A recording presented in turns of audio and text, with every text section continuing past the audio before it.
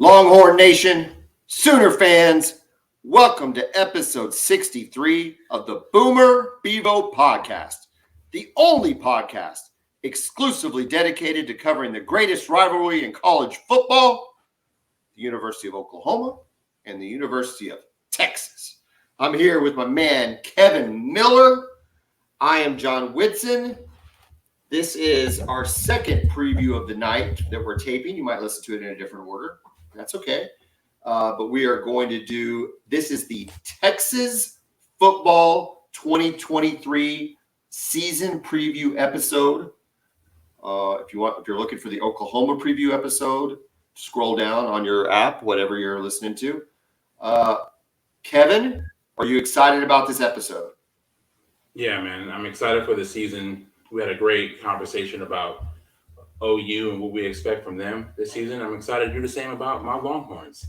Before we go too far, though, we need to talk live football happening this weekend. The University of Notre Dame goes up against Navy in Dublin. Notre Dame is a 21-point favorite. The over-under is 49.5. These games count. These are real. Who do you have in this game, Kevin? Well, man, it's got to be Notre Dame, right? Navy, they got a new coach. I don't know. Wait. Why does it have to? Why does it have to be Notre Dame? It doesn't have to be. It doesn't have to be Notre Dame.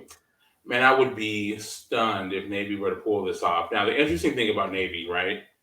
I don't know what kind of offense they're going to be running. I don't know who their coach is. The coach they had for 20 years or so is gone. I don't want to butcher the guy's name, so I'm not even going to try it. He's gone. So we got a new coach, new coaching staff. I don't know what to expect from them. And I think Notre Dame is just too talented. Brian Newberry. He's got a great beard. Fantastic beard. Like top 10 beards I've seen. Really? He played for Baylor. It doesn't show where he's from. Let's see. He was the Navy defensive coordinator. Okay. So that's his pedigree is not great compared to other coaches. You're probably right. Do you think they'll still run the option though, even though they're changed head coaches? I do. I do, man. I think with the service academy, I think you need to run those quick kind of diving lineman system because you can't hold up. You don't have the size to hold up against Division I pass rushers. Yeah, I think I take Notre Dame in the points too. Honestly, though, not because I think Notre Dame's that good, more because I don't think Navy's going to be.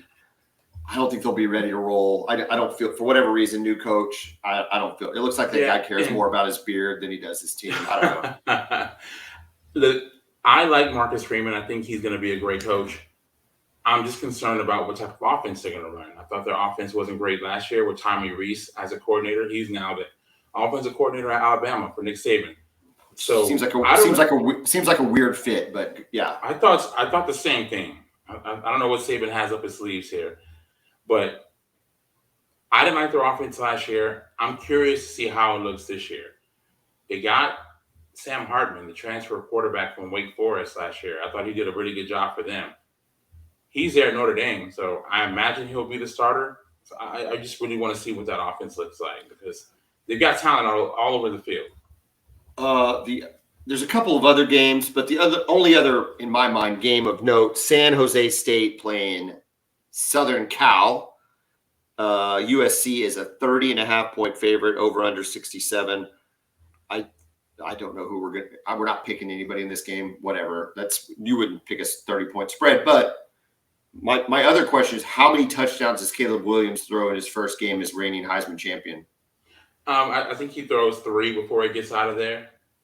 You think 3 in the first half and he's done? Yeah, he'll probably have a rushing touchdown too. My thing, we know what we're going to get from that offense, right? Yeah. They're going to be explosive. They're going to run the ball well.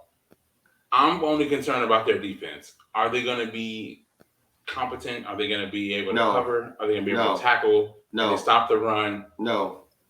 That's what I want to see, because that's really the difference between them being a good team. I thought they were really good last year, and being a playoff team. You will not see it. So, and the conference is tough. We talked about this last week. The Pac-12 is not.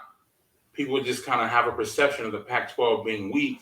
Well, that is a really deep conference this year. Not in Dan Lanning's second year at Oregon. Not with the returning quarterback that's at Washington.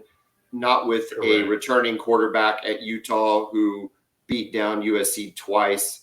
So, no, I don't think it's a walkover. USC's also got Notre Dame on the schedule. So, USC, I mean, they'll do well. Caleb Williams, we got into it all about Caleb Williams last week, whatever. I don't want that to put aside the fact that the dude's a fantastic football player. Yeah. One more real quick note. When I was looking up betting odds and stuff, I just scrolled through the team totals real quick. Remember I asked you today, when they look at team totals, we're only talking regular season, okay? So no bowl game, no conference championship game, okay? Do you know what Georgia's win total is right now on DraftKings? No, I don't. 11.5. Wow. So if you're taking the win, you're saying they have to go undefeated. Correct. Okay. If they go undefeated, it takes them like a 30-plus game winning streak, okay? The last one was USC in 04-05. At first, however, I thought, well, this seems ludicrous that they would be at 11.5 points. But then I remembered they were supposed to have Oklahoma on their schedule. So their schedule is terrible. Listen to this. Tennessee Martin, Ball State, and Georgia Tech, and UAB. Tennessee Martin, Ball State, UAB, and Georgia Tech. That's their non-conference. But and don't give them credit for Georgia Tech, right? That's a rivalry game. They're going to play them every year. Dude, don't give them credit. Georgia Tech's terrible. I know, but I mean, for scheduling at least a Power 5 team. But we're giving credit for that. We're giving them the credit that they were supposed to have Oklahoma on their road, right? Yes, but listen, you guys scheduled SMU though as a replacement. They're at least decent. I think they're more respectable than Ball State. They play South Carolina in week 3. Auburn unranked, Kentucky unranked, Vanderbilt unranked, Florida unranked, Missouri unranked, 22 Mississippi, 12 Tennessee. That's it. The only 2 ranked teams on their schedule is Tennessee and Mississippi. Yeah, I mean, I think South Carolina will make it a little challenging for them, right? But do you take the over? So many good Kevin, do you take the over? You have a $10 bet. You go under or over? $10. I'm taking the under, man. It's just so hard to go undefeated, no matter who you are. As good as they are, it's just because of that. You heard that schedule, though, man. That's a bad schedule. It is a bad schedule. I'm curious to see what we see out of Carson Beck. They seem to love him down there. They think he's really talented. You've heard what I've said about Stetson Bennett over the years. I've continuously been wrong about him because the dude is just tough as nails, right? And he's not afraid of anything. And he became a big-time playmaker for them. They actually won games because of him, not in spite of him. So that'll be a lot to replace, even though Carson Beck is this superiorly talented player. We need to talk about Texas, but I want to make one point. When people talk about a tough SEC schedule, this is not that schedule. We can agree with that, though, right? This is a weak schedule. Yeah, absolutely. I mean, everybody has talent in the SEC, right? Even Vanderbilt has some players. Kentucky has some players. But no, I mean, they don't have to play Alabama. They don't have to play LSU. You know what I mean? So they don't have to play Texas A&M. No, so they don't avoid the teams that have the best talent in their league. Before we jump into Texas, I didn't do this in the last of our Oklahoma preview, so I better pay some bills real quick. Brown O'Haver sponsors the Boomer Bevo Podcast. We are public insurance adjusters, work for the insured, not the insurance company. So if you've had a loss to your home, business, whether it's from fire, wind, theft, tornado, hail, flood, give Brown O'Haver a call, They work for you, not the insurance company. They make more money and they get it more quickly. So if you want to make more money on your insurance claim and you want to get it done faster, you want to call Brown O'Haver, 405-735-5510. Kevin, you've been waiting all summer for this. The Texas Longhorn season preview. The floor is yours. All right, John, I'm really excited about this season. Okay. Back when Sark got hired, it always seemed like if something was going to happen, that this would be the year that it could happen. The roster sets up. A lot of returning players on both sides of the ball. Got the experience. There's no excuses. You got to make something happen this year. And I'm excited to see how it all unfolds. When you say something's got to happen, you're saying something big? You got to win the conference. Got to win the conference. Okay, that's fine. That's fine. Okay. All right, keep going. I'm excited about Quinn Ewers, right? You and I have gone back and forth. I've gone back and forth with a lot of people here, OU fans, and I understand everything you guys have asked about Quinn Ewers has been more than fair, right? We talk about talent. I talk about talent a lot. Yes, you do. That's what gets you in the building. I just think the kid's going to improve, right? Players get better from their first year to their second year. Last year was his first year. Age-wise, he was a true freshman last year, right? He showed moments of brilliance, and he showed moments to where he looked like he had no idea what he was doing.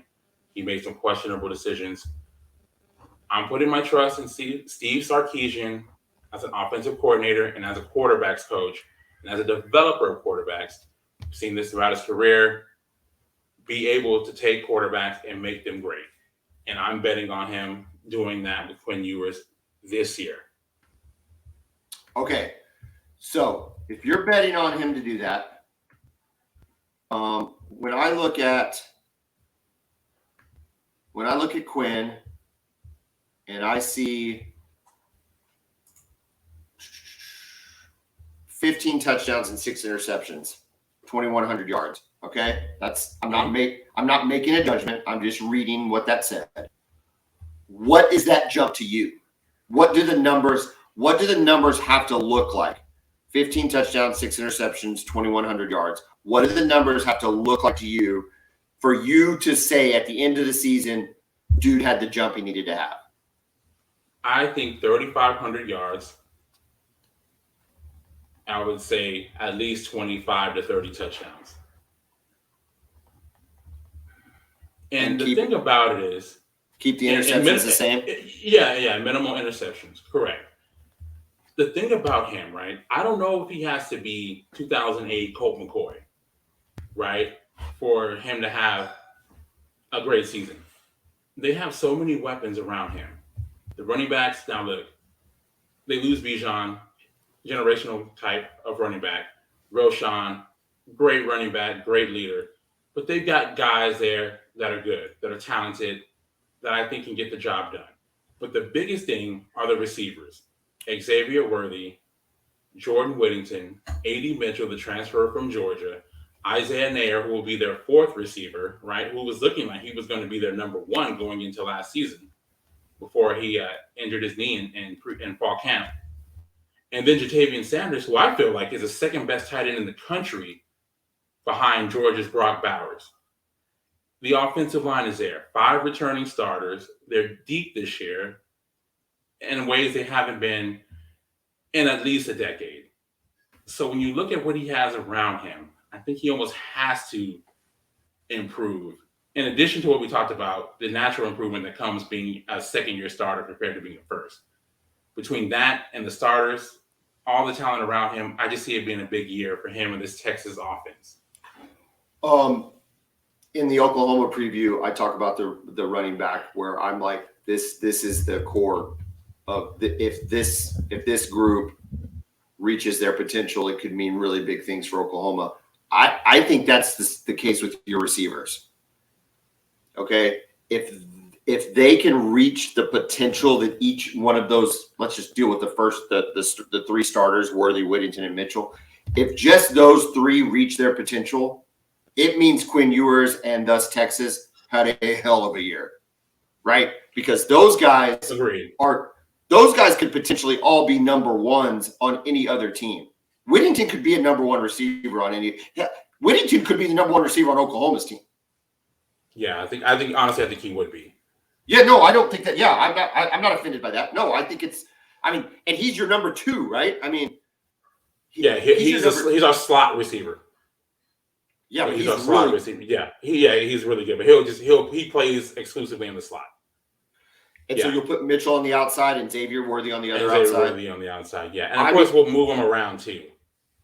And so I think that, like, if that group performs to their level of expectation of talent, then my God, they're going to be really, really good and scary. However, the concern I've got is like flip-flopped with Oklahoma, where we're concerned about our receivers.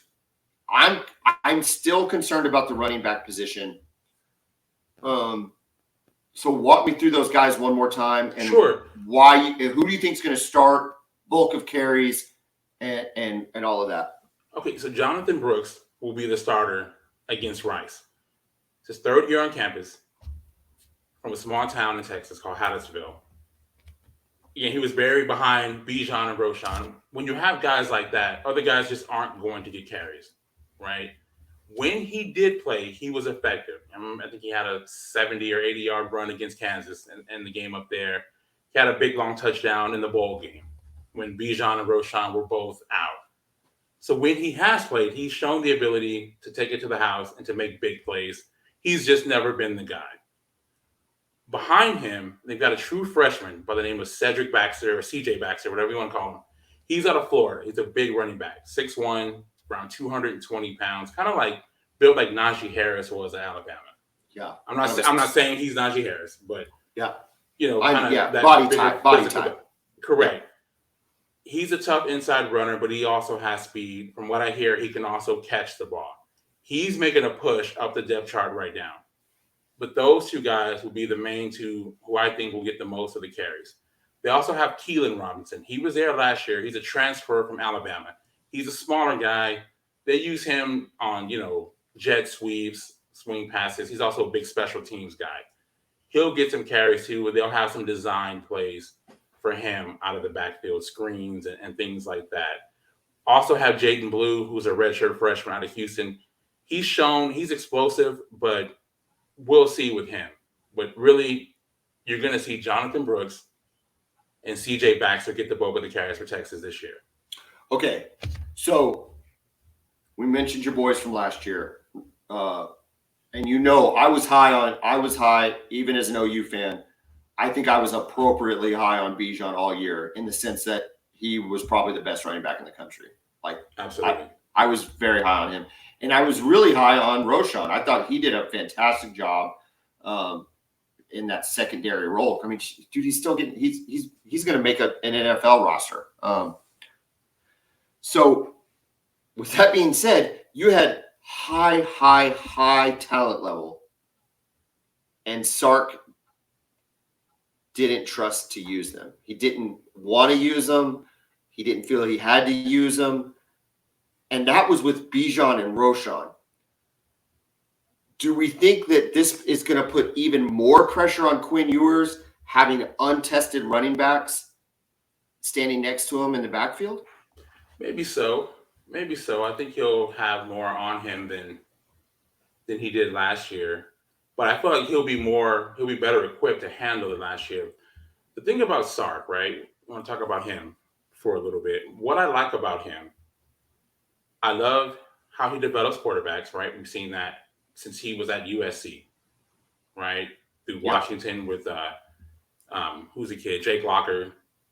And then when he was a head coach at USC with Cody Kessler, and then on to Alabama with those guys, Mac Jones and Tua.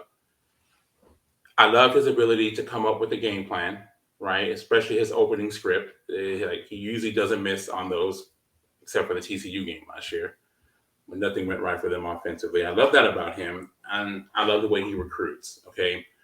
The issue I have with him, though, is sometimes when his initial game plan doesn't work, he has struggled with making adjustments to it. Okay. I think they had a plan with Oklahoma State last year. We're going to use that as an example, right? That they could run the ball because they can always run the ball with Bijan. But he thought, for whatever reason, that they were going to have success with the deep ball. And despite it not on one of the windiest days in Oklahoma. I agree. Now, I don't know if he wasn't prepared for the win being like it was, but the thing that drove Texas fans crazy and that everybody else was just confused about is why he kept doing it. Yeah.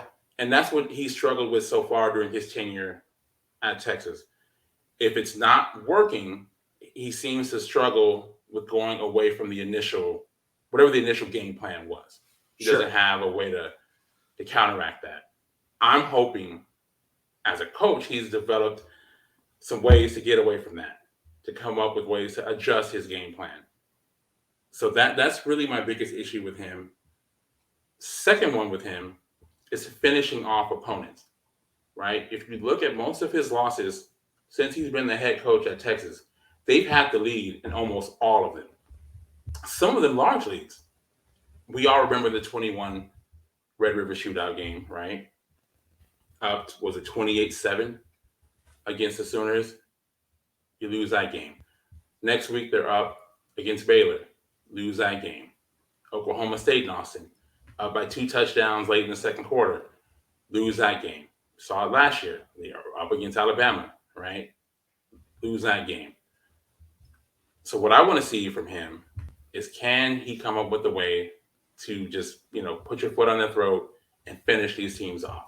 I think that's going to make a big key for Texas season this year. But if he couldn't do it with Bijan and Roschon, right? That step on the foot mentality, that put it down their throat, that grind the game out. If he can't do it with Bijan and Roschon, you're thinking he's going to do it with Quinn.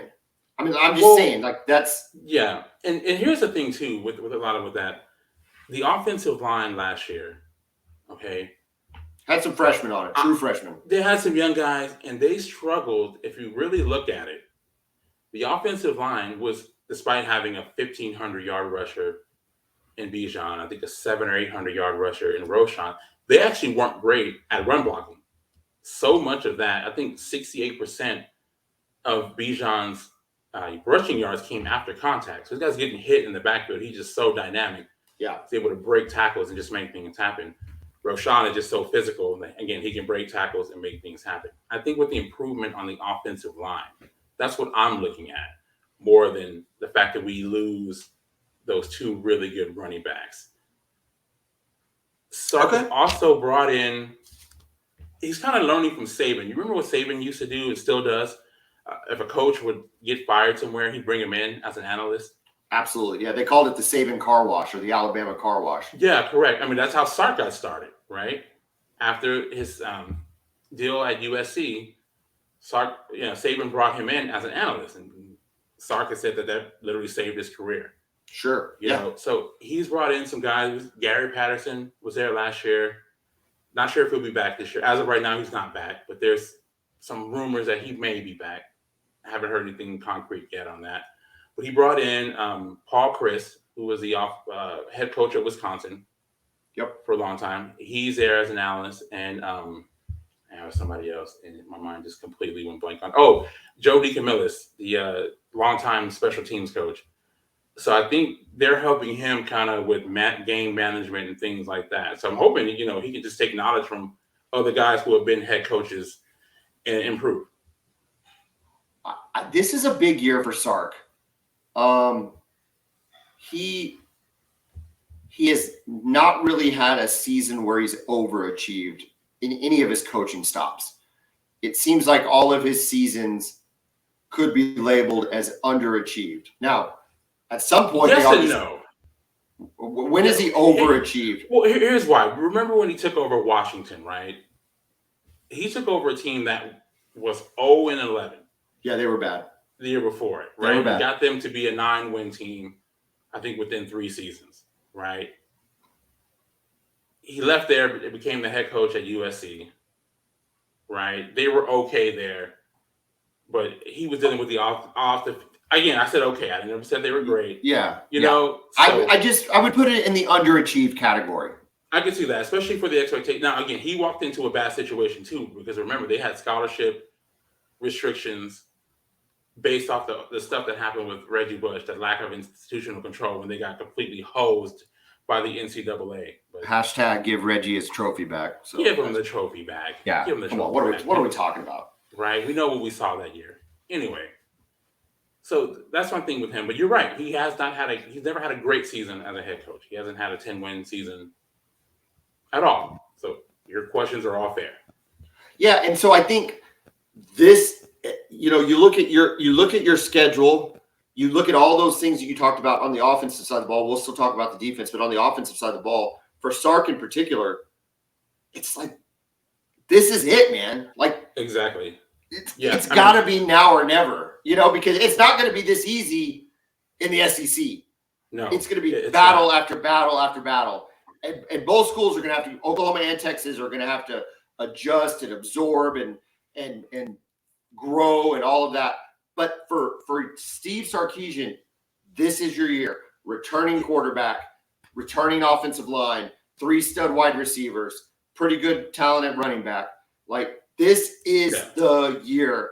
He's on the coaching staff too. Think about that. We haven't lost any assistants yet, right? It's all there. What is the floor for wins for Sarkisian for you in your mind? I would say 9. He's got to win 9. Yeah, has to win 9, or it'll be a disappointment. Correct. Okay. Defense. Give us some defense. All right, so the defense we talked about improvement, right? We talked about OU potentially being able to improve defensively, even though you're ranked in the 100s last year. Well, Texas, in Sark's first year, defensive coordinator Pete Kwiatkowski came from University of Washington. They were in the 100s also defensively. Well, from year 1 to year 2, they go from being in the 100s to being in, I believe, number 30. Yep. So from 100s, I think they're like 106 or something like that, to number 30. So it's a monumental jump last year. Okay. Now, look, you lose some guys. DeMarvion Overshown, your favorite name. I can't stand that guy. Hey, man. First of all, shout out to DeMarvion Overshown. Drafted in the 3rd round by the Dallas Cowboys, was making noise big time. They love him there. And the kid tore his ACL last Saturday in the preseason game. Yeah. Devastating, man. Despite the name, I felt bad for him because he made the roster. He was on the roster. Yeah, I mean, a 3rd round pick should be on the roster anyway, but he had made the roster. He was a playmaker. They're thinking to themselves, man, we're going to capitalize finally on some athleticism in that strong safety position or wherever he was going to play. And it just sucks. It sucks. Yeah. So shout out to him. Hopefully he's doing well. But you lose him, right? He's a great player. But they've got a lot of guys coming back. And, one of my main reasons for excitement with this season is the depth that they have on the defensive line, especially in the interior of the defensive line. It's been their weakness, kind of like the offensive line. That's been Texas' really big weakness over the last decade plus. What do they run? In the trenches? Do they run 3 down linemen? They do, yeah. They have an edge player. Really, they usually have 3 with an edge who stands up and can drop back into coverage, do all that. But usually they have 3 guys who are down in a stance, and 1 guy who's standing up. Okay, so they would have a defensive nose tackle and 2 tackles. Usually they have 2 tackles and then an end and then an edge. Is how they classify it. Yeah. Got it. Yeah, so they got some depth there. They've got Byron Murphy coming back, who's a really good player. They've got Tavondre Sweat, who's a 5th-year senior, right? He's a 340-pound defensive tackle. I remember he gave Alabama's offensive line hell last year in the game in Austin. And then behind him, they've got Alfred Collins, who, we've kind of been in a wait and see with him for the last 4 years. But from everything I'm hearing, and I don't know if I should believe it or not, but from everything we're hearing, he's been incredible so far during fall camp, and they expect him to have a good season. So I love the depth that they have on the defensive line. Moving back to linebacker, Jalen Ford, who I thought was the best linebacker in the Big 12 last year. He's back. He could have gone to the NFL. He decided to come back. I think he's going to have another monster season like he did last year. A little bit of question, who's going to be playing next to him? We talked about this with OU, with Danny Stutzman, who's going to be playing next to him. Same questions with Texas. We've got the kid David Benda. He's been around. I think this is his third or fourth year in the program. Hasn't played much. Coaches seem to like him. We'll see if he can hold off Anthony Hill, true freshman, 5-star linebacker out of Denton Ryan High School. This kid is a stud. He's kind of like we talked about with PJ Adebari last year, or for OU, how he might not know the entire defense yet, but let him cook on certain situations. I believe that's how they're going to use Anthony Hill as a blitzer, as a quarterback rusher, but from the linebacker spot. Similar to how LSU used Harold Perkins last year, who was their true freshman, ended up having like 9 or 10 sacks for them last year. Yeah. First team all conference. I think they're going to use him in the same way. So don't think he's going to start, but I expect to see him a lot this year. I don't think you necessarily have to get better defensively in order to be successful to meet that 9-win threshold that we talked about. Because I think low 30s is fine. But do you expect Texas to be better? Do you expect them to break into the top 25 defensively and really kind of set a new standard there at Texas? I have a couple of concerns in the secondary, which we'll get to. I think they'll at least stay where they were. I think they might be better overall. I'm not sure if the numbers will show it, though, if that makes sense. I think they'll be a little bit more sound. Guys just know the system a little bit more, and I think they'll be much better up front defensively. I think it's going to come down to how they play in the secondary at the safety position. Again, we'll go into that in more detail here. Okay. But I'm expecting them to be at least where they were last year. And again, like you said, I'm fine with that. Yeah, I think that, listen, I would kill for Oklahoma to be in the top 30, 30s. Are you kidding me? Give me 32 all day long. I mean, can you imagine? So we'll break down this defensive backfield. What's your concerns? Are you worried about corners? Are you worried about safeties? What is it? I feel good about the corners. They got Ryan Watts. He's a big 6'3" corner. He was a transfer from Ohio State. Played well last year. Okay, real quick. So let me just say this out loud because I think this needs to be said. You're talking about transfers from Bama, Georgia, and now Ohio State. Yes. That's legit. Yeah. That's a lot of talent at those schools. So maybe they couldn't fit in. Maybe they didn't like the culture. Maybe whatever the case may be. But to get transfers from Bama, Georgia, and Ohio State, that tells me that Texas is actively upgrading their entire roster. They've done a pretty good job in the portal. I've been happy with that. Like I said, Keely Robinson was there last year. He's a good player. He's not going to be every down back, but he'll make an impact. Ryan Watts played a ton last year for Texas after transferring from Ohio State. I expect him to have a good season.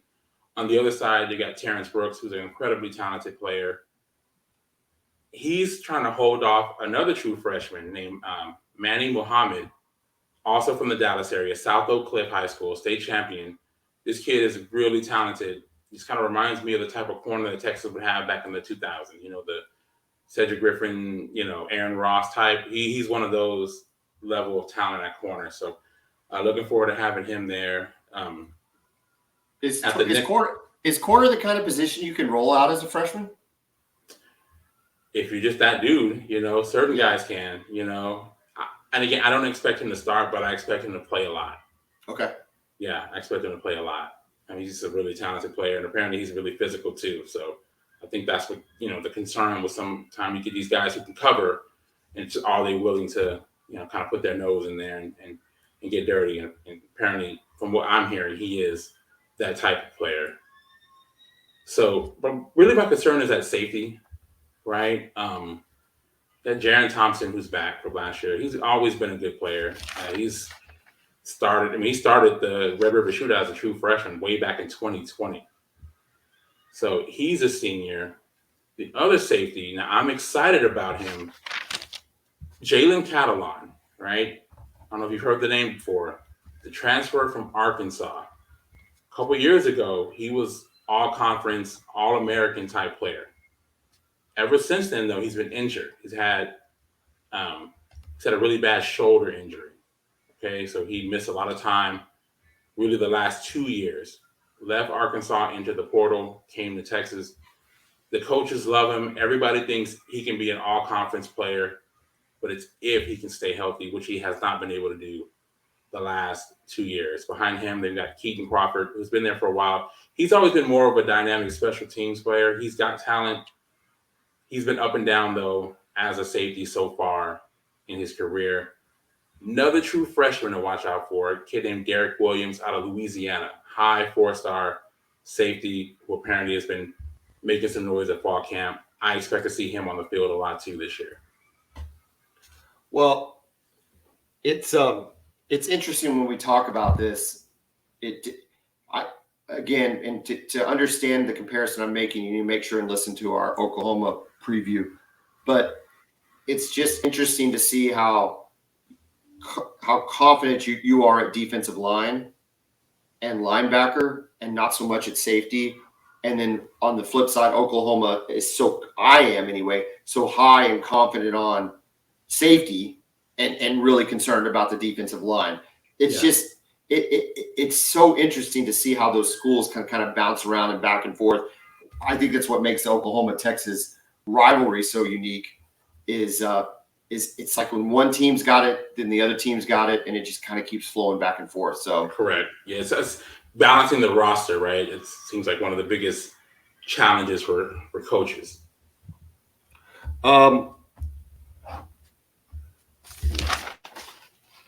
What else? I have a couple of questions. We have not discussed Arch Manning or Malik Murphy, and it's 37 minutes into the Texas preview. Well done, Kevin. Well done. I think I should get a pat on the back too for avoiding this, what you feel is a toxic subject to discuss your backup quarterback. But will either of these guys see the field in meaningful snaps? Will they have a package for Murphy? Will they have a package for Arch? Or is this completely and wholly the Quinn Ewers show? I think it's the Quinn Ewers show. I think the other two guys will play. I think we'll see them both against Rice, right? But as far as meaningful snaps, I don't know. I think they're just rolling with Ewers right now until otherwise noted. You've gone through all the position groups. You've put a lot on Quinn Ewers. Besides Quinn, of all those position groups you talked about, which one has to overachieve or excel for Texas to meet their goal of a Big 12 championship? What's the one position group that you're like, John, if they do well, the team will do well? You know, to me, it's the offensive line. It's the offensive line with the run blocking. To me, that's the biggest difference. I trust these guys to be able to protect the quarterback. They did a pretty good job of it last year. Kelvin Banks, their left tackle, I think he's one of the best left tackles in the country. He started every game as a true freshman last year. I think he allowed 1, maybe 2 sacks the entire season. I mean, he blanked Will Anderson last year when we played against Alabama, and a lot of times he's blocking him one-on-one. He was incredible. So, but again, we talked about this with the running game. They actually didn't run block well. So I need them to improve from a run blocking standpoint, and that'll really help us close out these games. So the offensive line is really what I'm looking at from a run blocking standpoint. Okay, I'm ready to pick some wins and losses here. Let's see where Texas ends up for the season. All right, let's do it. They open with Rice University. We're going to do our full preview next week. But some quick hitter facts. Their coach, do they have 2 head coaches? Am I reading this right? That would be really odd. That can't be right. Who are their coaches? It's Mike Bloomgren. Mike Bloomgren. Wow, that was weird. It's got 2 coaches listed on their Wikipedia. Let me see who David Bailiff is. He's the assistant coach. All right, that's cool. I mean, y'all should kill Rice, right? Yeah, I don't know what the spread is. I haven't looked at it, but I don't think it's even going to be close. I expect to see a lot of backups playing. I expect to see Malik and Arch on the field in this game. Do the starters play a little longer than they would, given the fact that you have Bama the second week? You know, that's a good question. I'm not sure what his plan is going to be. If he's going to want to rest them or if he's going to want them playing as long as possible. I'm curious to see what he does with that. Well, it will be hot. It will be incredibly hot. It'll be incredibly hot. So that's going to have some sort of impact on it. All right, we both got Rice as a win. Let's get to the premier game on your schedule this year. You, by all intents and purposes, got hosed by the referees. I think you outplayed Alabama at DKR last year. You have to go to Tuscaloosa. They do not have a returning quarterback. They still have Nick Saban. They still are Alabama. What's going to go on in this game, win or lose?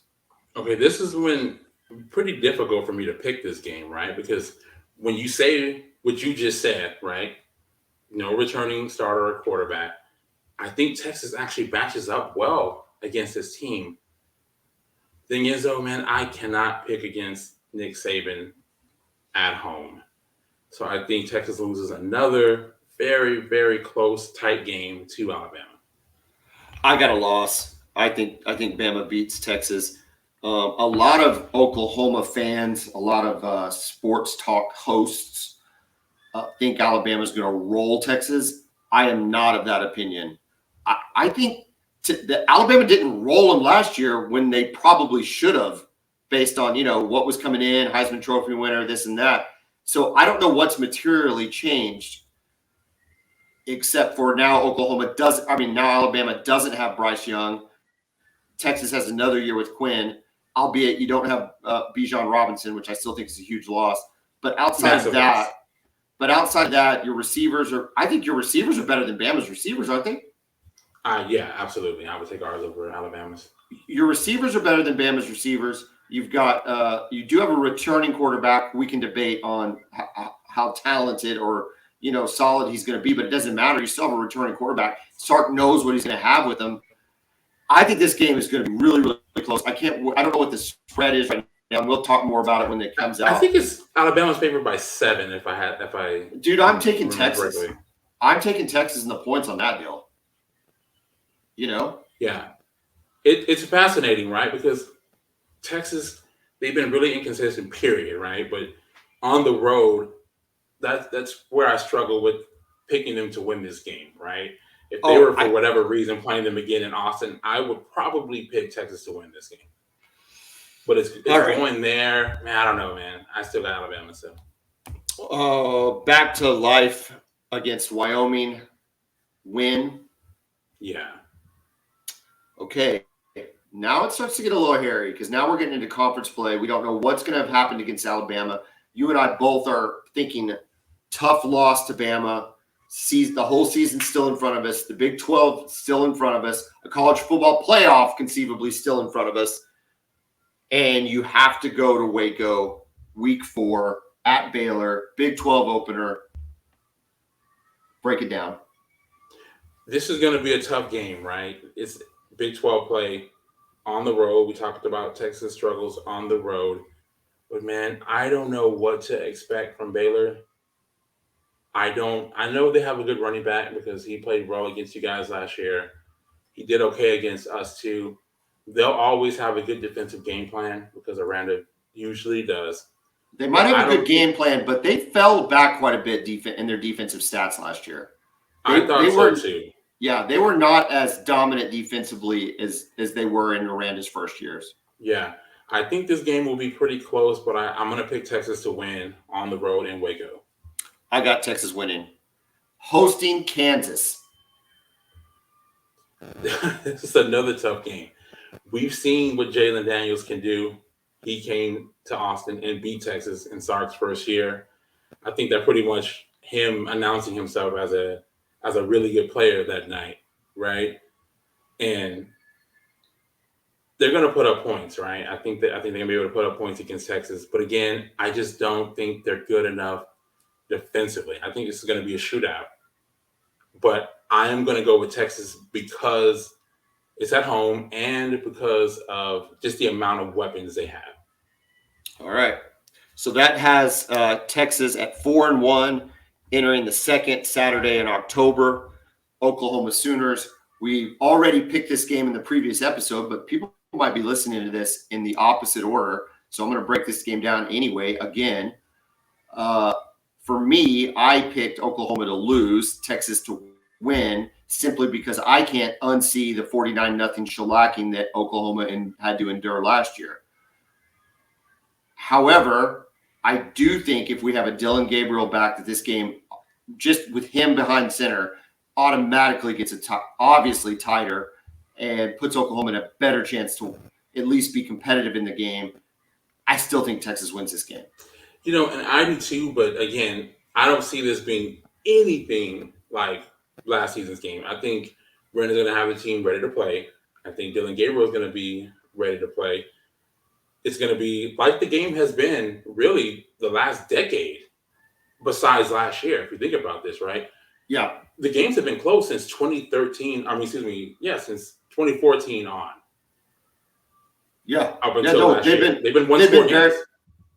And it's been great because that's when I really started attending the OU Texas game consistently, was 2013, 2014. And they've just been awesome. Every one of them has been great. The losses, while devastating, have been amazing games. Who's going to forget the Kyler Murray game? Correct. So if we can get back to at least a really, really, really good game to watch, then I'm going to feel better about it from an Oklahoma standpoint. But I think that you're going to have the psychological edge and the I don't know if you have a talent edge or not, but I'm not comfortable with OU in that game right now. I think it's a slight talent edge this year. Yeah. I couldn't say it out loud. I just couldn't bring myself to say it. I got you. You go to Houston is going to be insane hosting Texas. That is going to be a fun atmosphere. It's going to be crazy, right? Dana Holgerson knows how to coach against Texas, right? He beat us when he was at West Virginia. He's going to have a great game plan. And like I said, the stadium is going to be rocking. I just don't think they have the horses. They can't beat Houston. For 4 quarters. They can't beat Houston. Your nemesis, BYU, coming to Texas. They do not have Taysom Hill. Thank the good Lord for you. What does this game look like for Texas playing BYU for the first and only time as a conference game? Well, we talked about BYU on the podcast before. Anytime you play against them, you're playing against grown men. So you know it's going to be a physical challenge for you, right? It's kind of like what we said about Houston, though. I just don't think they have the depth to beat Texas in a 4-quarter game. So I think it'll be a challenge for sure, especially a physical one. But I see Texas winning against BYU. See, you're kind of getting BYU. We get BYU the next to last week of the season, but you're getting them in like week 7 or 8, right? Yeah. Uh-huh. You're kind of starting to face kind of the attrition of a season. We get them the week before you guys. It's a tough break for them. Oh, no. You have them November 21st, right? No, we have them on the 18th. Okay, well, we get them 3 weeks before you guys. Yeah, you get them 3 weeks, but I just mean that, they're going to get beat up a little bit. They'll already have 3-4 conference games. Like, they're going to get beat up a little bit, and that depth, I think, is really going to hurt BYU. Oklahoma does not have to play Kansas State this year, but you do. So this is the first time we're picking against the Kansas State Wildcats. What do you think? Okay, this is going to be a really, really tough game, man. Their offensive line, I think they bring back all 5 of their starters too. Will Howard has been really good when he's played, right? I think they had a bit of a, I don't want to call it a controversy, but it's almost like a dilemma, right? With Adrian Martinez, and we know what he can do, especially running the football. At some moments, the offense just seemed to click a little bit better when Will Howard was in the game. So we'll see how he does as a starter. This is going to be a tough game. I'm curious to see who they have at running back this year after losing Deuce Vaughn. They also lose their stud edge rusher, Felix. I'm not going to butcher his name, but the one who got drafted the first round by Kansas City.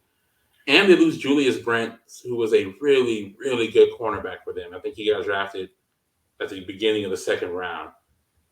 So, man, this one's going to be really, really tough, but I'm picking Texas to win this one.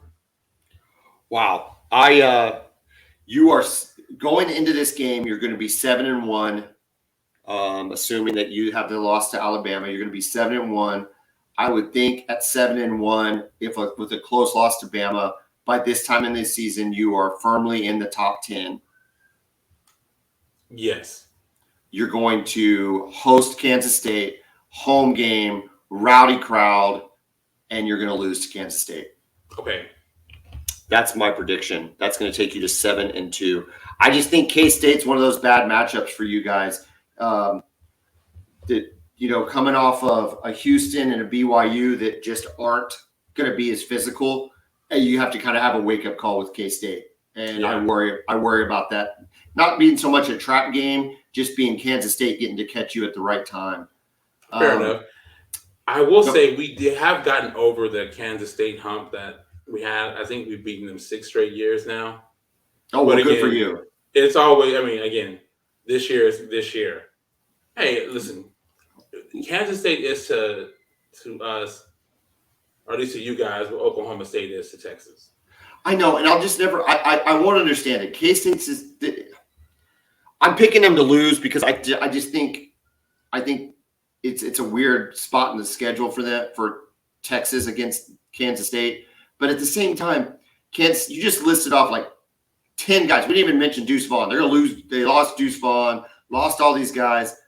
For some reason, man, they managed to reload and just methodically play against you, tighten the game, tighten up the offense and the defense, reduce the number of possessions, and they just play really good, solid football. So look, I'm thankful we don't have to play K-State. TCU at TCU, a rematch from what looked like an SEC game last year with the level of defense that was being played by both teams. That was a big-time football game last year. Bijan Robinson did not get used enough. Clearly, it was a travesty what Sarkisian did to you guys by not running Bijan against TCU, but he didn't do it. Does he pick up revenge this year? I'm really nervous about this game just because like you mentioned, where it is in the season, going up there. I don't know what they're going to be, but I know it's going to be a tough game, and I've actually got this as a loss for Texas. I have it as a loss. I have TCU beating you guys. It's at TCU. You're coming off of a loss. For all the things that we just said, I think Texas is more talented. TCU is losing a really good quarterback, a really good running back, a fantastic receiver, a couple of defensive players. So they're not going to be the same. It's not going to surprise me if Texas wins this game. To me, this is a toss-up game. I'd like to see where the line comes out when we get closer as to who I would officially pick on the line. But I just think as we look at this schedule, it's a loss. Iowa State, we talk about this in the Oklahoma preview with their quarterback problems, dudes betting on teams, whatever the case may be. I just don't think Iowa State's going to be the same, even though this is at Iowa State. I think Texas has a hard time not winning this game.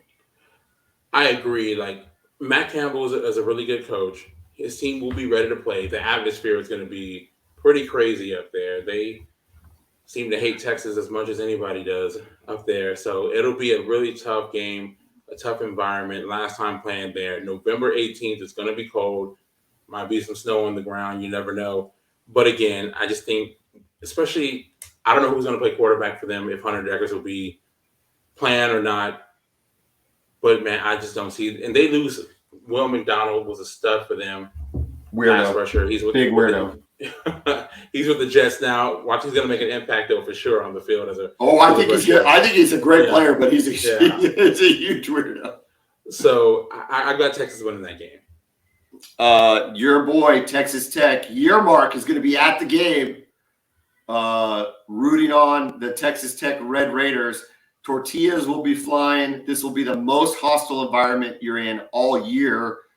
I think even including Alabama, probably. Like, it is going to be awful to go to Lubbock on the Friday after Thanksgiving. I don't even want to think about it. It sounds terrible. What a disgusting place to play football. You have to go up against Texas Tech. I don't say that I ever root for Texas because I never root for Texas. But if there was a situation in which I might want Texas to maybe squeak out a 1-point win, this would be that situation. Do you get it done? Do you shut Texas Tech up and beat them in Lubbock? Let me correct you. The game was actually in Austin. We played them in Lubbock last year. Oh, never mind. I just got I went on a whole rant about how much Lubbock sucks for no reason except for Lubbock does. I'm not going to stop anybody from saying that Lubbock sucks because that's both know it does. Yeah. So Yearmark's coming to the Texas game? Why are y'all even letting him come to the Texas Tech game? I mean, he's a Big 12 commissioner, so I think he can get into any Big 12 stadium he wants. Dude, not talking like that, bro. Jeez. Well, here's the thing. Him talking, and then Joey McGuire has been talking too. All that is done is make sure that we will not take them lightly at all. We will not overlook them, and we will be ready to play Texas Tech this year, and we will beat Texas Tech this year. I like Joey McGuire as a head coach. I've said it several times on this podcast. I like his team. Texas is going to beat Texas Tech on the final Big 12 game for the Longhorns. Day after Thanksgiving. It's a night game. We're going to beat them. I've got you beating Texas Tech. That's true, dude. What is Joey McGuire doing? What is the value? Like, why do you want to poke that bear in the last season? Number one. Number two, what he's saying is it's just false. It's not true. Like, Texas Tech has not been a powerhouse in the Big 12 conference. They had a handful of seasons under Mike Leach, but a very small. We all love Mike Leach. Rest in peace. Correct. Love Mike Leach, but a very small handful of seasons. And outside of that, Kingsbury's seasons were terrible. He was a terrible coach for them. Joey McGuire, whatever, dude. You went like 7-5. Like, don't even. Yes, you beat Texas. Okay, whatever. It's very weird that he's talking so much trash out in Lubbock, Texas. Yeah, I don't know what is. If I were him, he could have just kept his mouth shut, played this year, and then be in a position to be one of the best teams in the conference next year. But now he's putting a target on his team's back. So I can't wait for that game. Yeah, we don't have to play Texas Tech, and I don't think we will play Texas Tech because I don't think that they're going to be getting to any conference championship. Okay, real quick. That gets us to 9-3. Well, my picks have Texas at 9-3. Your picks has them at 10-2. 10-2 with one of those losses being to Alabama. You're saying absolutely going to the Big 12. Are they winning the Big 12 championship up against who? Up against the Oklahoma Sooners. Oh, man. Wouldn't you? Look, that is poetic justice if it happens, right? Let's have a great game in October, and let's just run it back again in December and tell the Big 12 to suck it. Like, just suck it. Can you imagine Yearmark having to hand the trophy to either Brent Venables or Steve Sarkisian? The look on his face. Oh, man. It would be so worth it. It would be so worth it. Oh, my gosh. Kevin, you did a great job, man. You did a great job getting us prepped for Texas, the season opener. Dude, listen, we are like, by the time people are listening to this on Friday, we are going to be 8 days away from these two teams opening it up, the 2023 season. I'm very, very excited about this season. I think Texas is going to be a really good team. A lot of Oklahoma fans are down. I'm down on the playoff hype, but I'm not down on them being a very solid team and playing in the Big 12 championship. Yeah, you didn't hear that word come out of my mouth at all. Playoffs. Win the conference, man. Just win the conference, please.